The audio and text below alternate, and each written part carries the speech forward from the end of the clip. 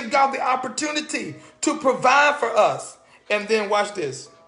The very house that I built on the rock then comes tumbling down. It doesn't need to tumble down. It doesn't need to go down. It doesn't need to stop. Your blessings don't need to stop. Let me tell you this.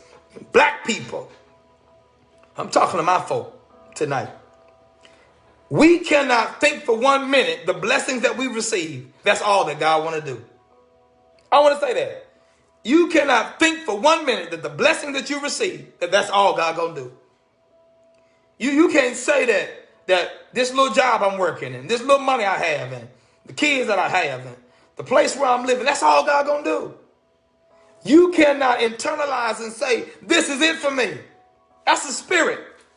That's a spirit that does not want you to transition and then transform. Everybody won't hear that. I like it when they fall off like that. Come on. Why? Because God wants to see how long will you take it. Because he doesn't want you to fake it till you make it. He wants you to make it. He wants to see how long can you take it. Because he talking about, watch this. He don't want you to fake it till you make it. Because he wants you to make it. It's your turn to make it. It's your turn to have it. What'd he say? Next thing he said, verse 25, and the rain descended. It's the moment where God tests the very thing that you built. The rain descended. The rain came down. You know, we got the foundation, we got our structure, we got our roof. You've got to believe, woman of God, Dr. Renee, in what you built. You've got to believe in what you are building. You've got to believe in what you have structured and given foundation to. You know what? It's funny because I talk to some mothers and they always talk about the sons and the children, how these levels of codependency come upon kids where we are afraid for our children to live. We are afraid that they won't be successful without us. We are afraid that, man, if I don't take control of their life, then they're not going to be as strong as they need to be. And sometimes parents have come in to where they have literally lived our life for us, or they live their life through us and then control us, and we never get what's for us. I'm talking to y'all.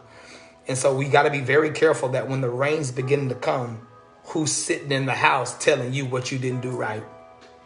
You've got to be very careful about who's sitting in your house and didn't tell you that you did this right.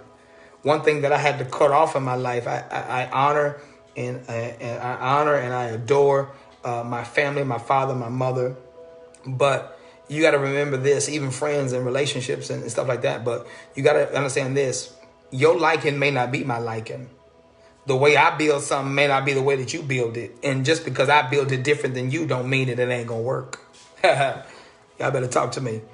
You got to be so confident in what you built. You got to be so confident in what you're building. You've got to be so determined and so dedicated and so disciplined to go after what God says for you, that when the rain begins to descend, that there is no moment in your life that you will ever disbelieve that I built my house wrong. Even when people are living in my house, even when people are eating my food, even when people are asking me for money, even when people are around me and saying how beautiful and nice you are, and then they look at something that you're building and say that don't look right. You've got to be confident enough and know why, the reason why you built that the way that you built it. What am I saying? Never be in a place of position where somebody makes you reconsider what you've done. Never be in a place and position to reconsider that you are a good mother, that you are a good daddy, you are a good friend, you are a good husband, you are a good wife. The development of a person is never based off a person's personal liking for it. Sometimes I've got to give you what you need even when you don't like it. Sometimes I've got to tell you what you need to hear even when you're saying that's too much for me to handle right now. We do it out of what? Love. We do it out of getting the best out of you for the development in which God is bringing you into. That's right. When people look at your house, you've got to be so strategic. Watch this with the second principle I gave about structure, foundation and structure. You got to be so strategic that you know why you've done what you've done. We ask our kids all the time, why did you go and do that? Why did you go and slam that door? Why did you run outside? Why would you go and ride that bike and fall off your bike and skin your knee like that? Why would you jump in the pool with your clothes still on? Why would you do that? And what they say? Oh no. Oh no. We've got to get out of a place of stop, watch this, saying, I don't know. We say, I don't know, is because we don't know what the person that is asking me why I did it, how they're going to respond to what I'm getting ready to say. So I change up the identity of who I am based off of who's asking me why I've done what I've done. You ought to declare over your own life, this is a season I'll never change. I am what I am. I've been what I've been by the grace of God. I've done what I had to do. I did it. Yeah, I did it, but it worked for me. It's still going to happen for you. Even when they question your identity, even when they question your calling, even when they question you as a parent, when they question your friendship, when they question your relationship, when they say you ain't like you used to be, you've changed and you ain't the same. It's a new me. Same foundation, same structure. I'm still pursuing goodness. I'm still pursuing better. Just because you've settled doesn't mean that I'm going to settle with you. My goodness. This is a season, God said, your turn. You will not have to settle for fake people. You will not have to settle for phony friends. You will not have to settle for fatigued children. This is a season God is breaking codependency and giving people the ability to be able to stand on their own and not use you as a crutch. I want to break that handicap spirit that God is breaking every identity of every person who wants to use you as a crutch. That every crutch is being released and you are getting ready to move on and being able to be as successful as God's called you to be. Sometimes your success is just peace. Sometimes your success is just a flow. Sometimes your success is just, I'm in my right mind now. Sometimes your success is just, I can see clear. Sometimes your success and say, I ain't even mad at you. You had to do what you had to do, but now I've got to do what I've got to do. Now, your success sometimes is just, I'm in a restful place. And you can say, I'm good. No need to apologize. No need to have to redo everything over. That's good. I'm all right with that. Why? Because now I'm not built on you. I'm built on a rock. I'm built on a rock. I'm built on a rock. I ain't built on you. I'm not built on your money. I'm not built on your friendship. I'm not built on your sex. I'm not built on the fact that you can pay bills. I'm not built on that you talk good. I'm not built on that we were booze back in the day.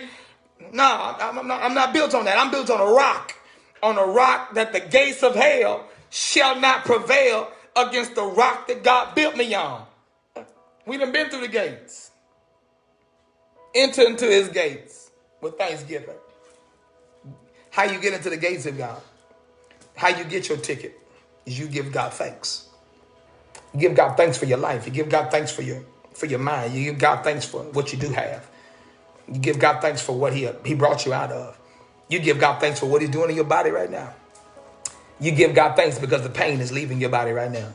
Come on, the whole bottom half of your body is getting ready to shift, and the pain that's in your bottom half is getting ready to be relieved. God told me to tell you, the pain is going to leave. I don't know who that's for, but the pain is going to leave. Some of y'all been dealing with sleeplessness for the past week. Back been hurting, body been aching, but God says that pain is getting ready to leave. Some of you have been dealing with headaches.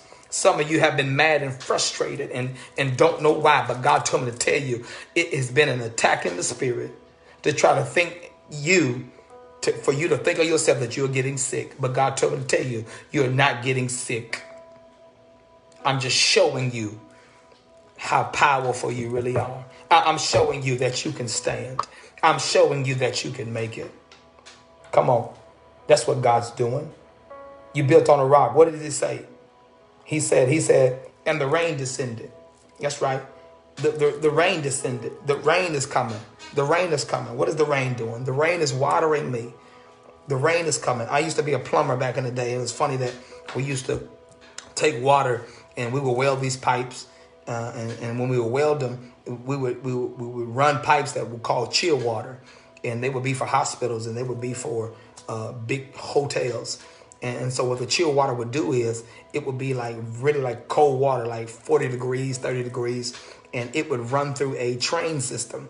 And so we would have to literally weld these big 18-inch pipes so that when people would turn on their AC, and because it was hot, that water would flow through the room. And so we had to test the pipes. We had to literally test them and put the water under pressure, because when the water came or when the rain came, watch this, we had to make sure that there were no leaks. I want to tell you right now, God is getting ready to rain on your situation. He is getting ready to rain on your life to remove, watch this, every thought of self-doubt that you're leaking love. you ain't gonna leak. I promise you, the way God has structured your life, there will be no more leakage. You won't have to go find and grab pieces of yourself to put them back together. That the pressure that has been on your life because God is sending the rain, I'm making sure there are no leaks. See, the rain is not just to check for the leaks. It's to prove to you that the leaks are gone. That's all I'm saying. God's trying to show you the way I'm getting ready to bless you, and what I'm getting ready to do is to make sure you know the leak is gone. You won't even have to suffer internal leakage. You won't even have to suffer internal bleeding. You won't even have to suffer internal pains. I'm letting you know the leakage is gone. I got to prove the rain with you. Why? Because I got to let it descend. See, when you look at Matthew 7:25, it says, and the rain descended. It didn't pour. It didn't pour. The rain didn't pour out. It descended. That means that this rain literally hovered down. It hovered down. Come on, that's the blessings of God. It just hovered down. And that's what God's getting ready to do. He's getting ready to blanket you with rain.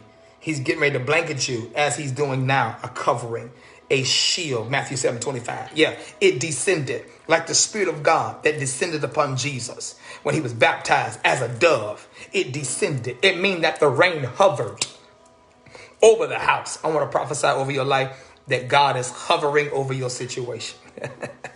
It descended. It's simply meaning that it's waiting on you to look up again. God is waiting on you to look up again.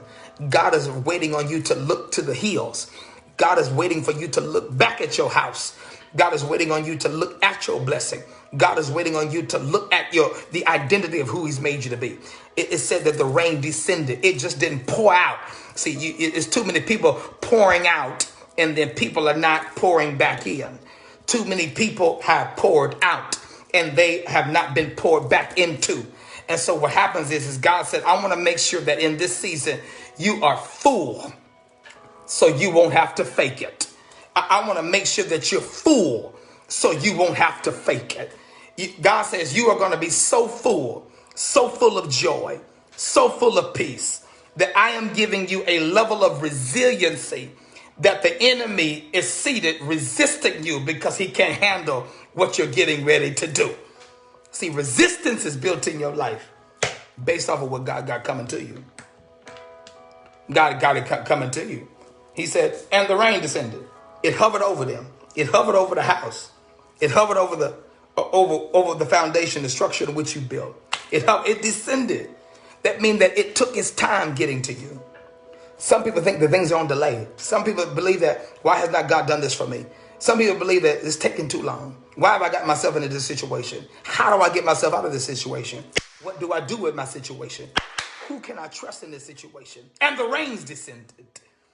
God said, I'm waiting on you to make the right decision, to move into the right place, to move into the right position. And then after the rain descends, after you decide to do what you need to do, watch this, Matthew 7:25, and the floods came. The flood of your blessing is going to flood out every spectator that has surrounded your house. You better hold on to your steering wheel. I promise you. The flood are going to come to flood out every spectator that has surrounded your house. A lot of people are looking at you and watching you. And the reason why they're not helping you is because people are looking at, when will you break? Let me break this down for you. You know what erosion means? Erosion means that over time, water runs down the same pathway over and over and over and over again. As soft as it is and as light as it is, that it has powers to carve literally valleys inside of rocks. Look at the Grand Canyon. And so look at what God does. He literally sends the flood